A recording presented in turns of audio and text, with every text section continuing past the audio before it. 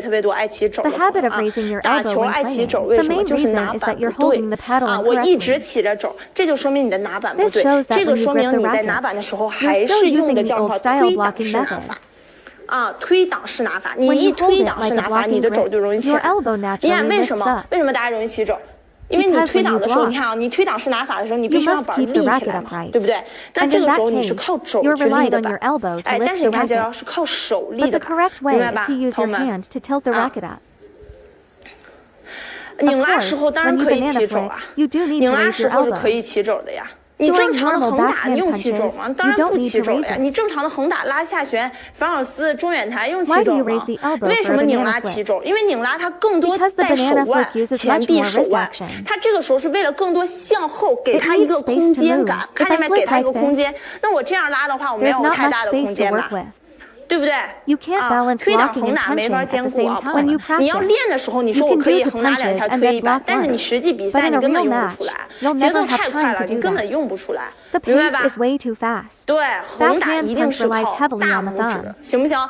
来，朋友们，我再给你们示范一下，然后我给你们再细讲一下版型啊。你看啊，这个是一个正确的拿法，你看我们的，对吧？大家去看我后面这3个手指是不是改？再来，正握球拍。看见没？正握球拍，那你推挡的话，来看推挡的拿法是侧握球拍。推挡，你看，这就是推挡的拿法。而且大家会发现，你看，大家会发现这块特别的僵，为什么？这就是拿板啊。首先第一个就是咱们正常握拍的时候，你看啊，正常握拍的时候，推挡，咱们先从推挡说，因为直播间推挡多嘛，先从推挡说，这是正常握拍吧，对吧？好，那这个时候我要调到横打的时候，我必须拿使劲大拇指，所有人来把大拇指给我打屏幕上，这边看，你再去做横打的版型的时候，大拇指要干嘛？使劲向下一压，看见没？你只需要使劲向下一压，我的板型就立起来了，简单不简单？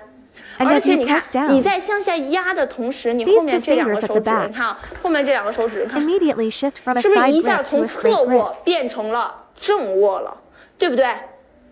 很好，哎，所有人都打大拇指，你说它的重不重要？大拇指这个技术伴随着我们所有的直板横打，你不管是拧拉、撞击、摩擦、近抬、远抬，全部都要用上它。再来一遍啊！你看，这是我们来推挡的拿法，你可以用推挡拿法。那推挡时候，你把板型放平啊，放平去调好。那这个时候，我们用大拇指向下压，看一下立起来，对不对，球友们？哎，很简单吧？啊，底板食指应该在哪？第2关节处，一定是在第2关节处。你看，第2关节处去卡住你拍肩拍的这个虎口的位置，卡在这里。哎，那如果你太在里边的话，它是推挡拿法；太在外面，它是什么？就是你反手还行，但正手就容易什么了？哎，正手就容易拍就容易拿不住了啊。然后有人问食指发力还是主动发力还是辅助发力，给大家讲一下。我们正常在打的时候主要是大拇指加力嘛，大拇指作用是在做板调整整个板型的作用。那你食指呢？你看啊，我们大拇指往下摁了之后，你在出手的时候食指去锁拍，它能做到一个说让你的拍不乱晃。因为很多可能直播间的朋友们啊，在去直板横打的时候，大家会有这个动作，你看会有这种。后面就伸直了，哎，或者说这个拍就拍会往出甩，对不对？那我们在真正出手的时候，它是一个，你看啊，我们正常这样，对吧？锁拍，把你的板型锁住，哎，那你看我这样动腕，是不是也可以啊？也可以动腕，所以它是一个锁拍的位置，哎，但是我们在去直板横打的时候，你的这个叫什么食指绝对不能在太里，不能锁到太里面，我们稍微往下一点锁，你看锁到这个拍柄处这个位置。啊，锁到这个位置才可以。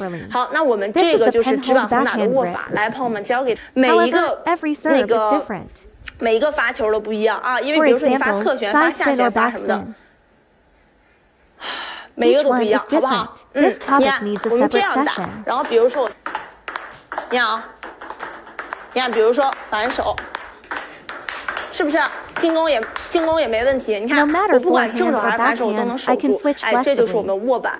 正手打的时候锁拍，反手也是出手那一刹那，食指去锁拍，食指去加力。哎，但是朋友们，因为直板的拿法很难，但横板你就正常拿，你大拇指在拉手时候加力，朋友，正常我们出手的时候是放松的，就是包括力。为什么？你看啊，刚刚我说了，放松我的板型是这样的，那我加力呢，我的板是立起来的。我们调整板型是不是为了更好的击球？那我的调整板型一定在击球前去调整，所以我们再去你看拉手的时候，大拇指加力，把你的板立起来，然后出手的时候反而它可能大拇指会放松一点，那它的力量可能会有一个转换，转到你的食指上面。食指，因为这个时候你要锁拍，你要加力嘛，对不对？哎，来，这个我们发个球，我们看一下啊。拉手加力，朋友们，你说这个是吧？发个圈，这样加力。所以我们指板啊，它就是不一样在哪儿？它不一样是在你每一个拉手动作，它都在调整板型啊。而且我的大拇指放松压的，我出手，你看我接手球面积就是很小，而且大家会发现你就容易下网。那你容易下网，你食指扣紧你是没法调板型的呀。我食指放松，然后向下去调，调完之后板型固定了，食指再去锁拍，先调再锁，明白了吧？来，大家觉得这个动作有问题吗？来看一下有问题吗？我们指板看一下这个动作有没有问题。来，有问题给我扣个1。哎，没有问题。来，你看啊，为什么呢？我的板面太斜了。你看，比如说它是这块，对不对？哎，这块是它的正面，但是你看我每一个击球击的实际都是侧面，为什么？手腕没有去，哎，我们没有做一个板头向后的动作。你看啊，这个动作是直接打球旁边了，包括横板，来，横板在不在？横板给我扣个1。你看这个动作都是直接打球旁边了。那我们实际打的时候，你的板头来看要向后带。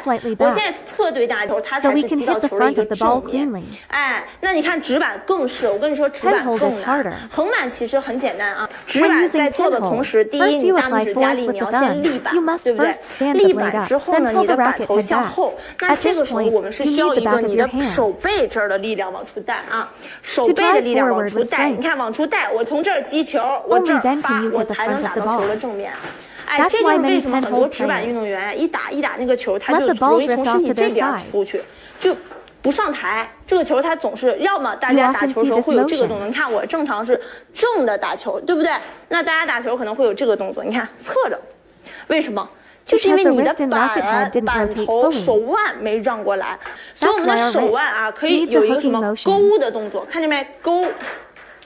勾，哎，这样的，来看啊，再来，这个是没有做手腕的动作，你看，其实看着正面问题倒不大，对吧？问题倒不大，但实际你看一击球就击到球的侧面了，所以我们一定要球来的时候，哎，板头向后，有一个勾腕的动作，来，再来勾腕动作，然后这儿把，你看才有这个技术，才会打到球的正面，再来一遍。直板打法不落后啊，直板推打不要落后，横打不落后。来，再看啊，看见没？板头一定要有一个向后带，而且你稍微多向后带一点，然后往出打，我才能击到球。来，我给你们做一下示范啊。你看，第一个，我们先做一个手腕调整的动作。你看我的手腕是不是有一个很明显，看向后去带？对不对？我接手球基本都是球的正面，而且你看我大拇指始终是顶住力量的。再看一下那个没有手腕调整，This is without wrist adjustment. 你看啊，看见没？球可能就直接从这边飞了，而且这个是没调整，这个是没调整，虽然立板了，但没调整。这个是有调整，看见没？这个是没调整，这个是有调整，这个是有调整，好不好？啊，其实这个很小，你看这个动作它就这么大。